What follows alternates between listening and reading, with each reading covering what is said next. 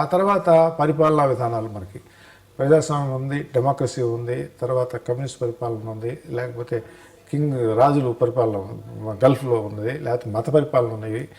ఇట్లా రకరకాలు ఉన్నాయే. చైనాది ఒక రకంగా ఉంటుంది, మనది ఒక రకంగా ఉంటుంది, సింగపూర్ది ఒక రకంగా ఉంటుంది, అమెరికా కాన్స్టిట్యూషన్ ఒక రకంగా ఉంటుంది. వీటిని కూడా క్రోడీకరించి 5 పేజీల్లో చెప్పగలిగితే ఒకే చోట తీసుకొస్తే ఈ మా సమాజం ఉందే ఏది ఏమీ తెలియకుండా వచ్చి అసెంబ్లీలో కూర్చునేవాళ్ళం. వీళ్ళకైనా ఇంట్రెస్ట్ వాళ్ళ కోసం ఇది ఒక క్లాస్ బుక్ లాగా ఉండాలి, ఇది రికార్డుగా మనమే చేయగలగాలి. ఎవడన్నా చైనాలో ఎట్లా ఉందిరా అంటే చైనాలో 9 మంది ఉన్నటువంటి కేంద్ర కమిటీ నిర్ణయం తీసుకుంటే డౌన్ వరకు కూడా పనిచేస్తుంది. ఎంతమంది ప్రజాప్రతినిధులు ఉంటారు, వాళ్ళ దగ్గర జ్యుడిషియల్ సిస్టమ్ ఎట్లా ఉంటుంది, నేరం చేస్తే ఎట్లా ఉంటుంది, నేరాన్ని జ్యుడిషియల్ దాన్ని యాడ్ చేస్తుంది దీనికి. ఎందుకంటే జస్ట్ ఒక పేజీలో నేను చెబితే మనకు అర్థమవుతుంది.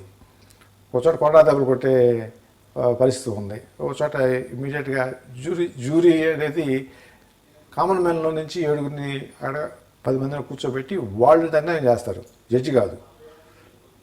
అమెరికన్ జ్యూరీ సిస్టమ్ అంటాం. House of Lords, House of Commons, అసలు రివల్యూషను ఇది ఎట్లా వచ్చినాయి, ఇవన్నీ కూడా ఒక చోటకి తీసుకొస్తే ఏంటంటే ఒకదానికి ఒకటి టక్ టక్ కంపేర్ చేసుకుంటారు. 5 పేజీల కంటే 4 పేజీల కంటే ఉండకూడదు. ఇలా దృష్టిలో పెట్టుకొని దాన్ని కూడా తయారు చేసి అది కూడా చేస్తాం. ఈ పరిణాక్రమంలో ఇప్పుడు ఇంకొక కార్యక్రమంలో ఉన్నాను. అది నెక్స్ట్, ఇది కొంచెం పెద్ద ప్రయత్నమే. ఏం సార్ ఆ ప్రయత్నం? ఈ ప్రయత్నం ఏంటంటే ఇది చదువుతా ఉన్న చరిత్ర, బేసిక్ చరిత్ర ఇంట్రెస్ట్ నాకు. చరిత్ర ఎవల్యూషన్ ఆఫ్ సైన్స్ స్టూడెంట్ అయినా హిస్టరీ మీద బాగా ఇంట్రెస్ట్. ఎవల్యూషన్ అసలు భూమి ఎట్లా ఏర్పడింది, దగ్గర నుంచి రావాలి కదా. సూర్యుడు నుంచి ఒక మొక్క బయటకు వచ్చిన తర్వాత భూమి ఏర్పడిందని ఎంతమంది తెలుసు మనం. ఇలా గ్రహాలన్నీ వచ్చేసినాయి, ఇవన్నీ తిరుగుతూ ఉన్నవి. తర్వాత దీని మీద అసలు ఈ భూమి మీద మట్టి ఎట్లా పుట్టింది, మట్టి ఎట్లా తయారైంది, తర్వాత జీవి ఎట్లా వచ్చాడు, అక్కడి నుంచి తీసుకొని ఇప్పటి వరకు చరిత్ర ఏది. ఆ తర్వాత ప్రపంచంలో జరిగినటువంటి నాగరికత ఏది, మన సింధు నాగరికత కానివ్వండి, లేకపోతే గ్రీక్ నాగరికత కానివ్వండి, లేకపోతే ఈ బాబిలోనియా నాగరికతలు కానివ్వండి, లేకపోతే చైనా నాగరికత కానీ పుట్టుకొచ్చినాయి. తర్వాత ఆది మానవుడు ఎట్లా పైకి వచ్చాడు పరిణామక్రమం రాతి యుగం నుంచి. మీరు ఎక్కడ నుంచి స్టడీ చేస్తున్నారు ఇవన్నీ? నేను బుక్స్ కొంటా ఉంటాము. ఆ బుక్స్లో మన ఐడియా తగ్గట్టుగా ఉన్నటువంటి బుక్ని ఎత్తుకుంటాను. నేను ఆ బుక్ తెచ్చుకుంటాను. బుక్ రీడింగ్ అనేటట్టు ఉంటుంది. తెల్లారి 3 గంటలకు లేచి 5 గంటల వరకు నాకు బుక్ రీడింగ్. మిగతా డే టైంలో చదవను. నేను ఎన్ని గంటలు లేస్తారు సార్ మీరు? పొద్దున్న 3 గంటలకు లేచి 5 గంటల వరకు చదివి ఏదో నోట్ చేసుకోవాలంటే అప్పుడే నోట్ చేసేసుకుని మళ్ళీ 5 గంటలకు పడుకుంటాను. నేను 1 గంట. రాత్రి ఎన్ని గంటలకు పడుకుంటారు సార్? రాత్రి 9:30 మ్యాక్సిమం 10 న్యూస్ చూసి పడుకుంటాను. న్యూస్ పడుకున్న 3 గంటలకు లేయడం అనేది అది మీకు అలవాటు అయిపోతే అంతే, మీకైనా అంతే. ఏదైనా 5-6 గంటల కంటే ఎక్కువ అవసరం, 6 గంటల కంటే ఎక్కువ అవసరం ఉండదు. మధ్యాహ్నం 1 అరగంట ఏదైనా పడుకుంటాను. 1 అరగంట, అది కూడా అరగంట కుర్చీలో కూర్చున్నాం, సోఫాలో కూర్చున్నాం. ఆ టైంలోనే చదవగలను. డే టైంలో చదవలేను నేను. కాబట్టి అది నోట్ చేసుకుంటూ ఉంటాను. డే టైంలో ఎందుకు చదవలేరు సార్? డే టైంలో నాకు వేరే ఫ్రెండ్స్ అని ఇదివరకు అయితేనేమో పొలిటికల్ యాక్టివిటీ అంటే కాన్స్టిట్యున్సీ యాక్టివిటీ. నా పొద్దున్నే వచ్చేటప్పుడు జనం ఉంటారు. సో వాళ్ళని నోట్ చేసుకోవాలి. వాళ్ళని నోట్ చేసుకుని వాళ్ళందరికీ ఫుల్ఫిల్ చేయాలి. వాళ్ళ యాక్టివిటీస్ అన్నింటినీ ఫుల్ఫిల్ చేయాలి.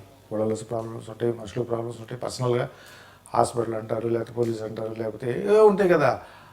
మైండ్ కాన్సన్ట్రేషన్ కొంతవరకే కొన్నింటి మీద చేయగలరు, కానీ ఫ్రీగా ఉండకపోతే మైండ్ రీడింగ్ చేయలేము ఎవరు కూడా.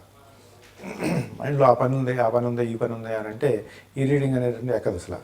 ఏమో చాలా సీరియస్ సబ్జెక్ట్స్ ఇంట్రెస్టింగ్గా చేయాలి. అందువల్ల ఆ టైంలో అయితే డిస్టర్బెన్స్ ఉండదు. ఎవరు ఫోన్ చేయరు, ఎవరు మాట్లాడరు. కాబట్టి మన కాన్సన్ట్రేషన్ కుదురుద్ది. తదితర పుస్తకాలన్నీ కూడా తీసుకొని కొద్ది మీరు దాన్ని బయటికి తీసి మొత్తం ఒక పుస్తకంగా తయారు చేస్తున్నారు మీరు, ఒక పరిజ్ఞానం కోసం, అంటే హిస్టరీ తెలియజేస్తూ. అంతే కదా, మనం దాన్ని క్లుప్తంగా చేసి దాన్ని ఒక 300-400 పేజీలో తీసుకొచ్చేస్తే అది ఇందా చెప్పారే యావరేజ్ రీడరు చదవగలిగేటట్టు ఉండాలి. అంతే. యావరేజ్ 10th క్లాస్ నుంచి ఇంటర్మీడియట్ డిగ్రీ చదివేటటువంటి వాడు కూడా అర్థం చేసుకునేట్టు చదివేటట్లు ఉండాలి.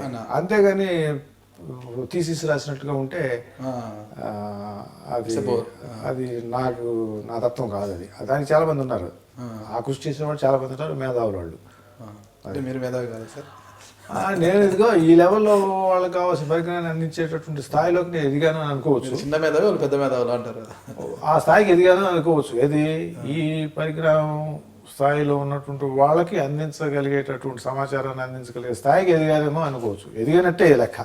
నేను దగ్గుబాటి వెంకటేశ్వరరావు ఐ డ్రీమ్ ప్రేక్షకులకు నా మనసులోని మాట చెప్పుకోవడానికి ఐ డ్రీమ్ ఒక అవకాశం ఇచ్చింది.